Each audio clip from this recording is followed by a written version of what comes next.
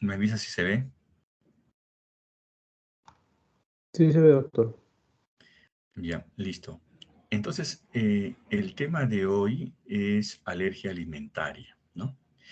Este es un tema, digamos, como problema para el médico, muchas veces frecuente en la consulta, y vamos a desarrollarlo en estos momentos. Primero, comenzando por la definición. Se define como una reacción a la hipersensibilidad iniciada por mecanismos inmunológicos que se produce tras la ingestión, contacto o inhalación de un alimento o de un aditivo alimentario contenido en el mismo y que engloba un espectro de síntomas que comprende desde la urticaria hasta las reacciones anafilácticas severas.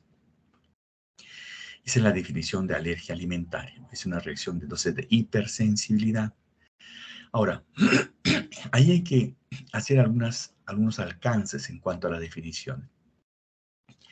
Tenemos el concepto de alérgeno alimentario y el concepto de sensibilización. ¿Qué cosa es un alérgeno alimentario?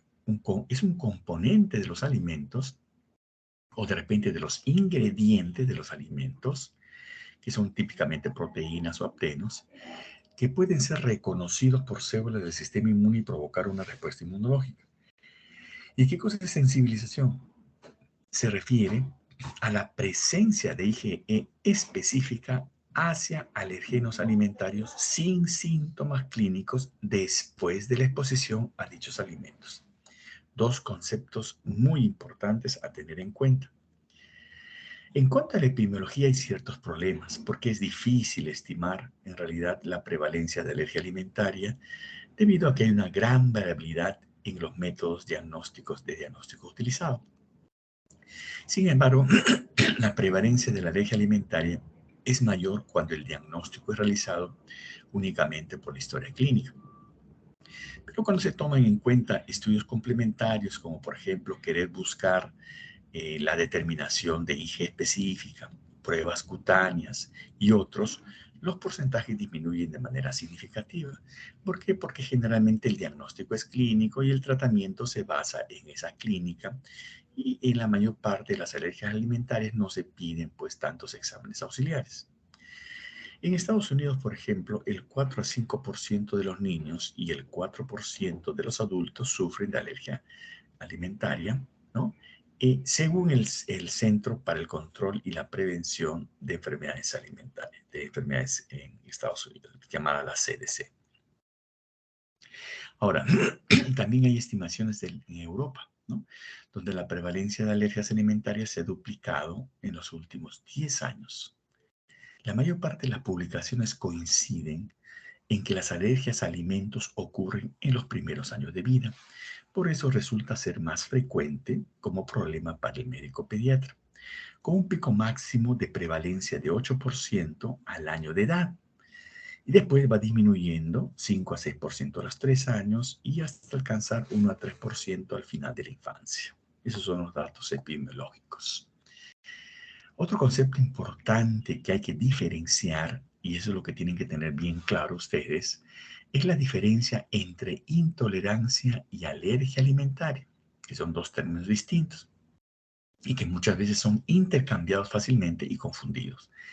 ¿Qué cosa es intolerancia alimentaria? La intolerancia alimentaria se define así a la reacción adversa a los alimentos en la que las manifestaciones clínicas no involucran al sistema inmunológico. Ejemplo, intolerancia a la lactosa. Esto es, digamos, una patología, ¿no?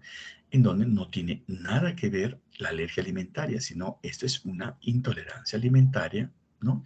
Porque o qué es lo que está ocurriendo. Hay un déficit de lactasa, ¿no? Que puede ser congénito o adquirido, que ocasiona intolerancia a la lactosa y al no absorberse la lactosa, esto jala pues algunos componentes y produce diarrea, por ejemplo. Esa es intolerancia alimentaria.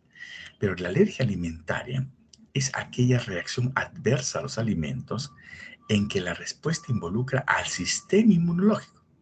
Y ahí viene el ejemplo más importante, como es la alergia a la proteína de la leche de vaca, que es una de las más comunes alergias alimentarias. En este cuadro ustedes pueden ver la clasificación de las reacciones adversas a los alimentos. Ustedes pueden ver que hay tóxicas y reacciones no tóxicas. Dentro de las tóxicas están las reacciones adversas por presencia de toxina en los alimentos, por presencia de contaminantes microbianos, por sustancias con actividad farmacológica, que hay que diferenciarlas de las reacciones adversas a los alimentos no tóxicas, en donde hay hipersensibilidad a los alimentos. Y acá tenemos dos grupos. Un grupo de intolerancias alimentarias y otro grupo de las alergias alimentarias. Y acá está el tema. Dentro de las intolerancias alimentarias están las intolerancias metabólicas, farmacológicas, ¿no? Idiosincrásicas. Pero acá está el tema de alergias alimentarias, que a su vez tiene dos subgrupos, mediada por IgE y no mediada por IgE.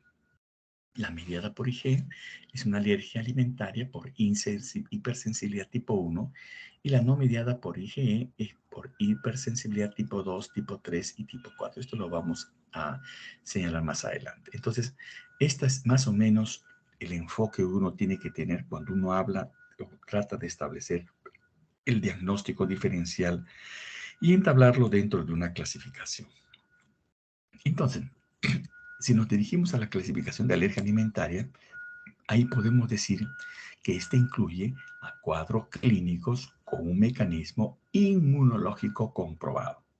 Y estas se dividen en alergia alimentaria medida por IgE, alergia alimentaria no medida por IgE y también es bueno tener en cuenta formas mixtas, como en todo caso, que son mediadas por anticuerpos IgE e inmunidad celular. Entonces, en las alergias alimentarias mediadas por IgE, estas se encuentran anticuerpos específicos de la clase IgE, ¿no? La reacción tiende a ser inmediata y suele existir una relación directa entre la exposición del alergeno y la aparición de los síntomas. Es decir, uno come algún alimento y de repente aparecen inmediatamente los síntomas, ¿no? Y hay presencia de IgE. La alergia alimentaria no inmediata, no mediada por IgE, no se comprueba la existencia de IgE frente al antígeno. La inflamación puede ser mediada por inmunidad celular específica, inmunocomplejos o bien por otras inmunoglobulinas distintas al IgE. Son reacciones tardías, ¿no? De repente comites en la mañana algo y en la noche te cae mal, ¿no? O también hay formas mixtas, ¿no? En donde estas alergias se presentan generalmente muchos días después de la ingesta de alérgeno. Eso también hay que tener en cuenta. Bien, acá tiene otro cuadrito, ¿no? De clasificación de alergia alimentaria, donde ustedes pueden ver el tipo de alergia alimentaria mediada por IgE, no mediada por IgE y mediada por IgE mixta y no IgE. Dentro de la mediana por IgE, la anafilaxia, el síndrome de alergia al polen de los alimentos, la urticaria de contacto, por ejemplo, que son reacciones inmediatas. Y la no mediada por IgE, como por ejemplo el síndrome de enterocolitis inducida por proteínas alimentarias, la proctocolitis inducida por proteínas alimentarias, y en las mixtas, la esofagitis eosinofílica, que es muy rara. Bien, acá es bueno recordar factores de riesgo, ¿no? Entonces, acá mencionamos algunos factores de riesgo que predisponen al desarrollo de alergia alimentaria. ¿Cuáles son? Consumo de fórmulas o leche entera de vaca en los lactantes, por ejemplo. O a veces hay historia familiar de alergia, ¿no? En la familia hay historia de alguien que haya tenido alergias alimentarias. También la edad precoz de la introducción de alimentos antes de los 4 meses de vida. Hay que recordar que la alimentación complementaria o la introducción de alimentos sólidos es a partir de los 4 meses, ¿no? Y estandarizado a partir de los 6 meses. Pero también hay factores en el hogar que a veces no tomamos en cuenta. La presencia de mascotas, polvo, el hecho de fumar, que alguien fume en el ambiente. Factores ambientales, el tipo de dieta, el procesamiento de los alimentos, o de repente el consumo de conservantes o aditivos, ¿no? Y el uso de antibióticos u otros medicamentos también pueden ser factores de riesgo. La evidencia actual sugiere iniciar la alimentación complementaria entre los 4 o 6 meses de edad, eso es un hecho real, y no retrasar los alimentos alergénicos tampoco, ¿no? Si uno de los padres es atópico, es decir, alérgico, el riesgo es de 20 a 40%. ojo, con el antecedente. Si uno de los hermanos lo es, el riesgo es casi igual entre el 25 al 35%. Pero si ambos padres son atópicos, esto se puede elevar hasta llegar entre 40 y 80%. Qué importante entonces también es tener en cuenta, dentro de los factores de riesgo, el antecedente familiar de los padres.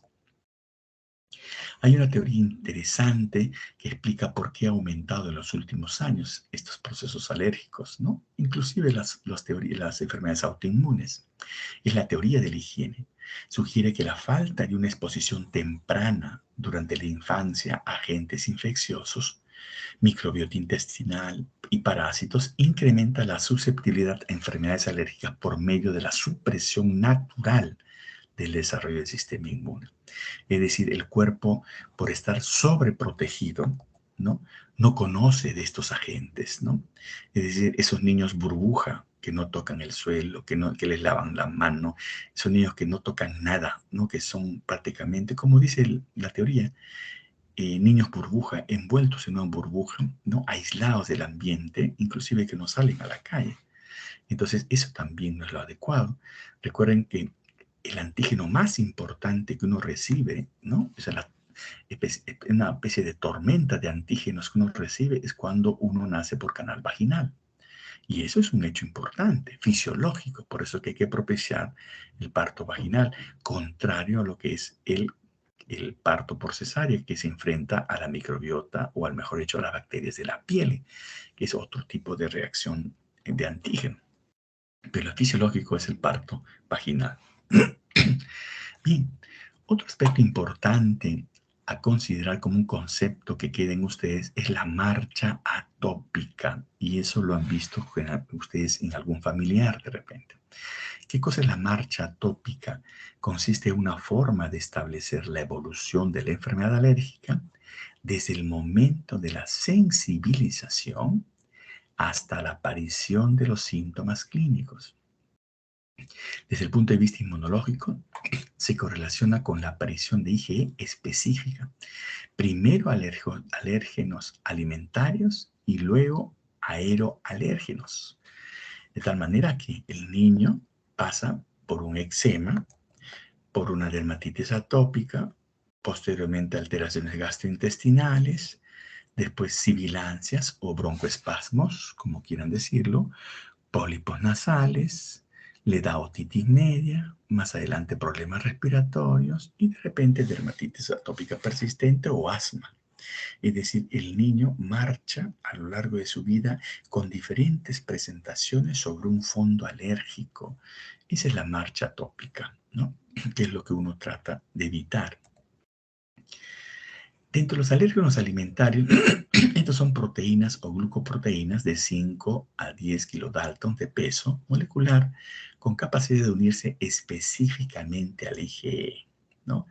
Estos son antígenos, por ejemplo, capaces de desencadenar alergia alimentaria, los grandes 8, antígenos altamente alergénicos para el 90% de la población estadounidense, le dicen los grandes 8, la leche, el huevo, el pescado, el marisco, las nueces, el cacahuato, la nuez, el trigo y la soya, ¿no?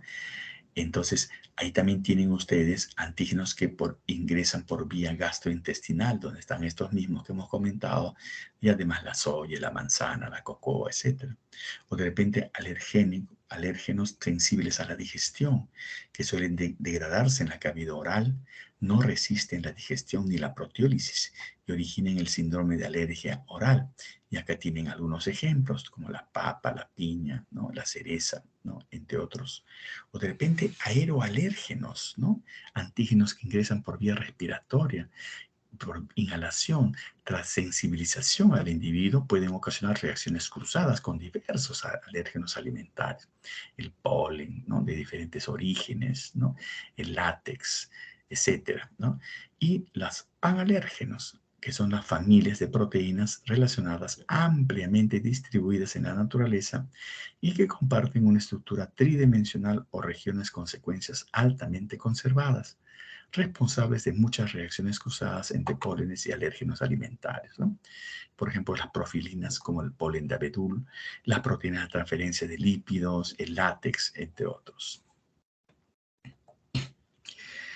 También pueden aparecer reacciones cruzadas. Puede ocurrir cuando un anticuerpo específico reacciona con otro, ¿no? Es decir, una reactividad cruzada entre alérgenos alimentarios. Por ejemplo, los grupos de los mariscos, ¿no? Con otro grupo de mariscos, la tasa de reactividad cruzada. O por ejemplo el pescado, ¿no? Con otros de la misma especie también, tasa de reactividad cruzada.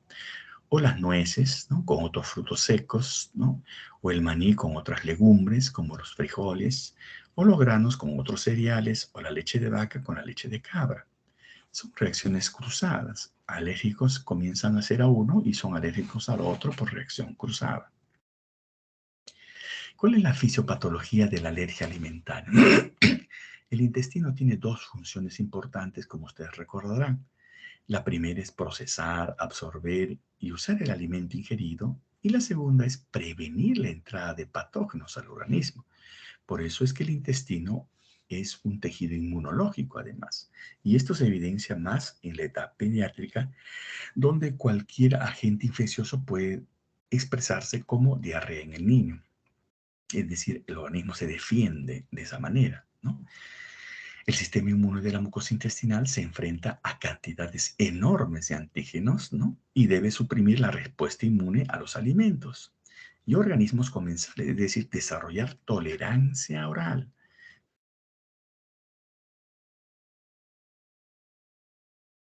Agresivos, ¿no? De menos a más, para que haya o se desarrolle la tolerancia oral. Las células presentadoras de antígeno, incluyendo células epiteliales intestinales y células dendríticas, así como las células T reguladoras, son las que juegan un papel central en el desarrollo de esta tolerancia oral que queremos desarrollar desde pequeños. Estas células actúan conjuntamente para limitar la respuesta inflamatoria a las bacterias y proteínas de los alimentos que podrían producir daño a los tejidos y permitir que estos alimentos y sus nutrientes lleguen pues al cuerpo de manera adecuada. El fallo en lograr un adecuado balance de estas funciones puede llevar a pérdida de la tolerancia, como ocurre en pacientes con enfermedad celíaca, por ejemplo, que es una enfermedad autoinmune, y alergias alimentarias mediadas por IgE. En personas susceptibles, la tolerancia oral puede no desarrollarse después de la ingestión del antígeno o puede ser evadida por la presentación de proteínas a través de rutas alternas como el tracto respiratorio o la piel. Entonces, aquí hay que tener en cuenta que la pérdida de la barrera de la piel provee una puerta de entrada para la sensibilización a alergenos de la comida que se encuentran en el ambiente y en forma creciente es considerada una ruta de entrada potencial por medio del cual los alérgenos de la comida evaden la tolerancia oral. Eso es un hecho muy importante que hay que considerar también. Dentro de las manifestaciones clínicas, estos dependen del mecanismo implicado. Síntomas en la alergia alimentada por IgE aparecen de 1 a 2 horas después de la ingestión del alérgeno. La alergia alimentaria no mediada por IgE y la mixta presentan síntomas varias horas después. Y la severidad varía basado en la cantidad de alimento ingerido, ingestión con otros alimentos, cómo lo mezcla, cómo lo combina, la preparación del alimento, si está cocinado, crudo, procesado, y la severidad también puede ser influida por la edad del paciente, así como la rapidez de la absorción. La alergia alimentaria no mediada por IgE y la mixta presenta síntomas varias horas después. Y esta severidad, como les decía, depende del tipo de alimento ingerido, si está cocinado, crudo o procesado.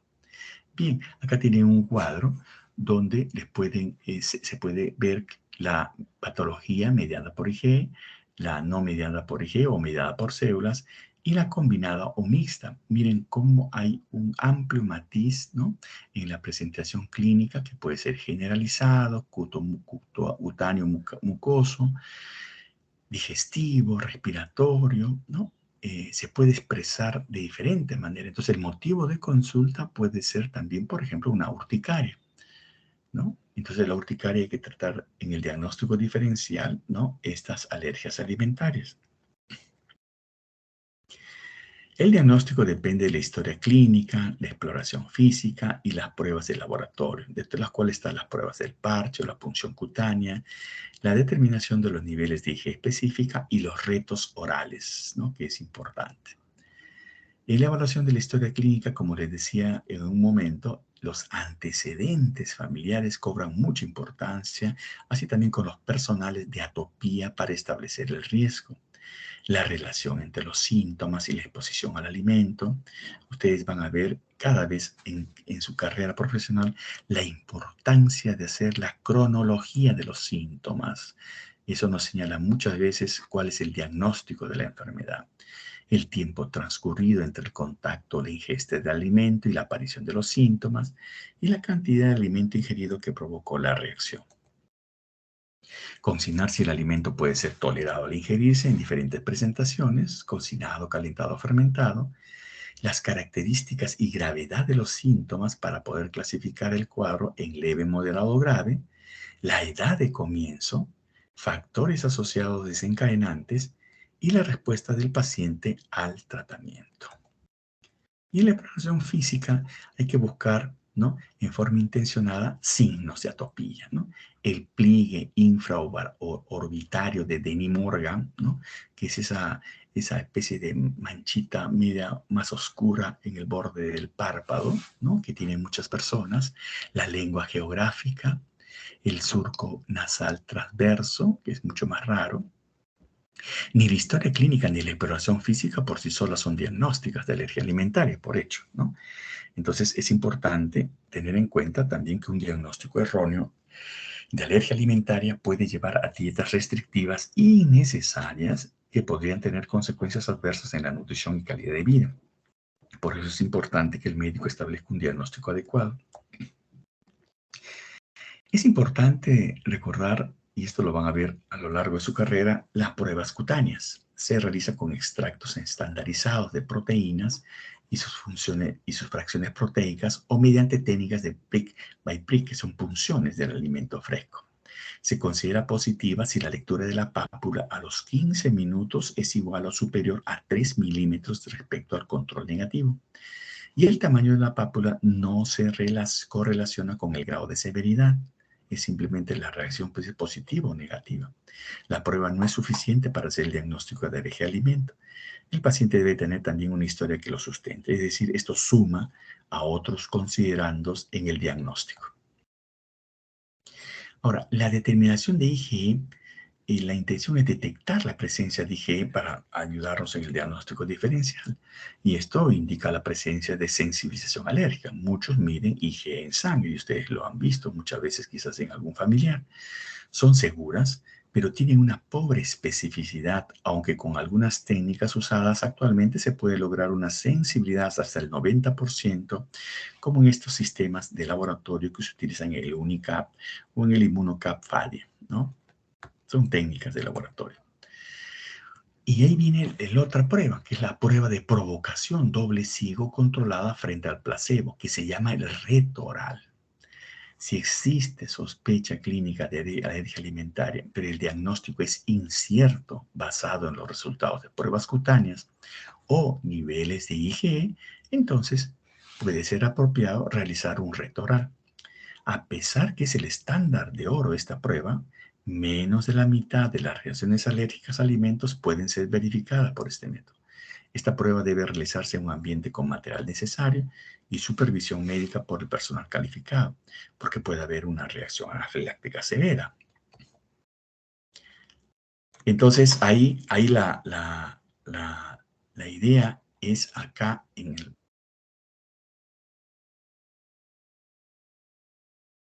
diferencial, ¿no? Los trastornos metabólicos, ¿no? Hay que hacer el diagnóstico diferencial con la galactosemia, respuesta de componentes farmacológicamente activos, ¿no? Ingesta de toxinas, condiciones psicológicas, patología neurológica. Y el tratamiento de elección es evitar comer o los alimentos causantes tanto a las alergias mediadas por IgE como en las no mediadas por IgE y mixtas. Es la estrategia más segura para manejar una alergia alimentaria. Los pacientes deben ser adiestrados para leer las etiquetas de alimentos envasados y así evitar su consumo. Proporcionar dietas equilibradas y seguras con aporte adecuado de proteínas, energía, calcio, vitamina D y micronutrientes, así como hacer revisiones periódicas y realizar retos orales anuales para evitar dietas de eliminación prolongada. La inmunoterapia oral puede ser una opción o la inmunoterapia sublingual. La prevención es importante recordar, aunque los estudios no han mostrado un efecto protector con la lactancia materna exclusiva, hay que insistir con ella, o el uso de fórmulas hidrolizadas también para el desarrollo de alergia alimentaria. Asimismo, existe información insuficiente actualmente para apoyar el uso de probióticos y prebióticos para prevenir alergia alimentaria, y esto ustedes lo pueden leer en los diferentes papers o trabajos publicados en los últimos años en la intención de relacionarlo con probióticos y prebióticos. La evidencia actual sugiere iniciar la alimentación complementaria entre los 4 y 6 meses de edad y no retrasar los alimentos alergénicos.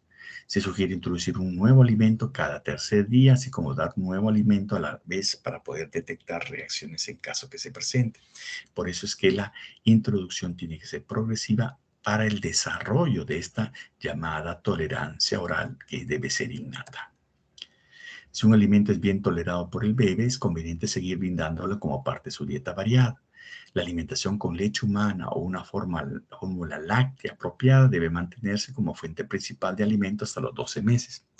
Y en cuanto a las vacunas, en el caso de la vacuna de la influenza, en los pacientes que tienen manifestaciones clínicas graves al ingerir proteína de huevo, se recomienda no administrar la vacuna porque hay reacciones moderadas a leves, ¿no? Entonces es importante recordar este dato. En pacientes con reacciones moderadas a leves, sí se podría recomendar la aplicación de vacuna. ¿No? Hay que tener el caso de individualizar cada hecho. Las vacunas de rubiola y varicela pueden aplicarse en forma segura en estos niños, aún con historia de reacciones severas. Esta es parte de las reacciones cruzadas en las alergias alimentarias. Como conclusión, la prevalencia de alergia alimentaria va en aumento, ¿no? Recuerden la teoría de la higiene. Los pacientes con alergia alimentaria tienen una disminución de la calidad de vida que puede afectar incluso su estado nutricional. Y para el diagnóstico es necesario realizar la historia clínica y pruebas complementarias con personal capacitado. En este momento no hay ningún método para prevenir las alergias alimentarias. Bien, ¿alguna pregunta?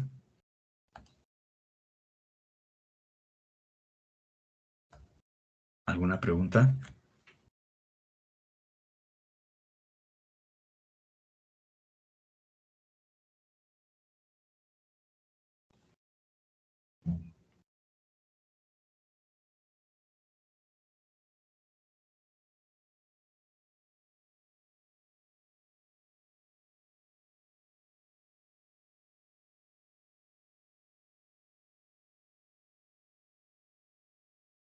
Parece que no hay preguntas, doctor. Muy bien. Entonces, ya ahí tienen hoy día las dos teorías y ya la próxima hacemos la que sigue. ¿Ya? Por favor. Doctor, gracias. Muy bien. Ok, entonces ahí quedamos. Gracias, doctor. Hasta luego. Estudien, por favor, ¿eh? Estudien.